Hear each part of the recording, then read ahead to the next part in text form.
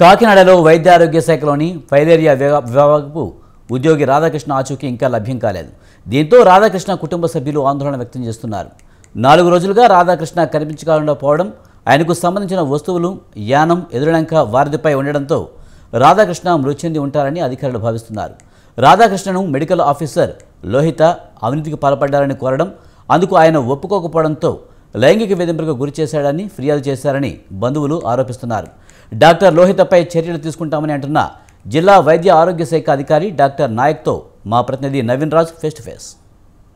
వైద్య ఆరోగ్య శాఖ అధికారి మన దగ్గర ఉన్నారు, ఆయన అడిగి తెలుసుకుంటారు. సార్ చెప్పండి, అసలు ఈయన మిస్ అవ్వడానికి గల కారణం ఏంటి? అసలు ఆయన మీద అయితే కనుక పై ఆఫీసరు ఒక కంప్లైంట్ చేసింది అని చెప్పారు. అసలు ఏంటి, దీన్ని ఎలా చూడవచ్చు? అదేండి, మెడికల్ ఆఫీసర్ గారికి యూడీసీకి మధ్య సమ్ క్లాషెస్ వచ్చినాయండి.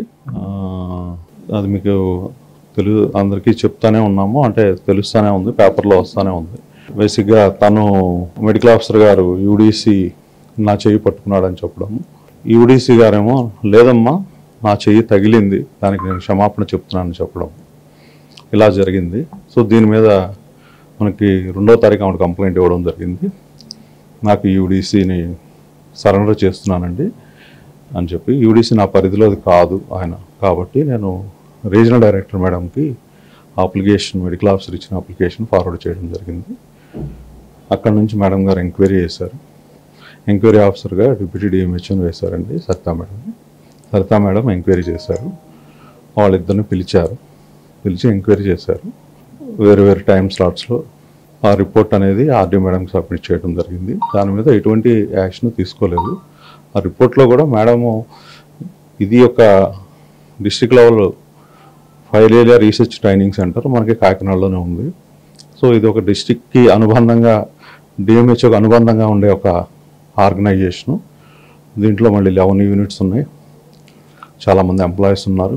అంటే ఫండ్స్కి సంబంధించి అక్కడ అవకతవకలు జరిగాయి అంటే ఏమి కూడా ఆ డాక్టర్ గారు ఇతను యూడీసీని సపోర్ట్ చేయమంటే చేయకపోవడం వల్లే ఇది జరిగింది అనేది అది మనకి ఎంక్వైరీ చేయాలండి. ఇప్పుడు మనము అది నేను చెప్పలేను, ఎందుకంటే ఇంకా ఫండ్ అంటే ఇప్పుడు ఇది యాక్చువల్గా జనవరి, ఫిబ్రవరి, మార్చిలో అయితే ఫండింగ్ రావడము, ఖర్చు పెట్టడము అలాంటివి ఉంటాయి. సో ఇది ఇనిషియల్ ఆఫ్ ది ఇయర్ కాబట్టి ఇంకా మరి అది అనేది ఒకసారి క్రాస్ చెక్ చేసుకోవాలండి, వెరిఫై చేసుకొని. కానీ మన ఎంక్వైరీ ఆఫీసర్ మళ్ళీ కొత్తగా కలెక్టర్ గారు దీని మీద ఇన్స్ట్రక్షన్స్ ప్రకారం పీడీడీఆర్డీఏ గారిని, అవుట్ ఆఫ్ డిపార్ట్మెంట్ వాళ్ళు కూడా పీడీడీఆర్డీఏ మేడంని ఎంక్వైరీగా వేశారు.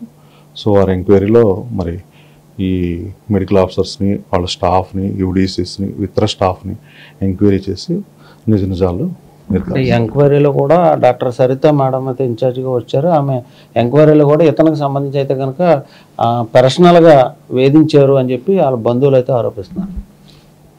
అది చూడాలండి. మరి అది మనకి ఆ రోజు ఎంక్వైరీ చేసేటప్పుడు కూడా కొంతమంది స్టాఫ్ ఉన్నారు. సో వాళ్ళని కూడా ఎంక్వైరీ చేసి ఏం మాట్లాడారు, ఏం చర్చించారు అనేది ఫ్యూచర్ ఎంక్వైరీలో డిసైడ్ చేస్తారు. యూడీసీని వేధించిన ఆ లోహిత మేడంని అసలు ఆమె వేధించింది, కానీ అంటే ఇతను అవినీతికి సహకరించకపోవడం వల్ల అతన్ని చేశారని చెప్పి అంటున్నారు. అయితే అతన్ని సరెండర్ చేశారా, లేకపోతే అసలు ఎంక్వైరీ ఏం తెలియదు? అలా కాదండి. ఇప్పుడు అది ఒక లేడీ వచ్చి నా చెయ్యి పట్టుకున్నాడనే కంప్లైంట్ ఇచ్చిన తర్వాత అది సెక్సువల్ అబ్యూస్ కింద వస్తుంది కాబట్టి సో ఇమీడియట్గా యాక్షన్ తీసుకోవడానికి ఎంక్వైరీ చేశారు. ఎంక్వైరీలో ఇంకా ఎటువంటి యాక్షన్ కూడా తీసుకోలేదు. కెమెరామెన్ సత్యతో నవీన్, స్వతంత్ర న్యూస్, కాకినాడ నుంచి.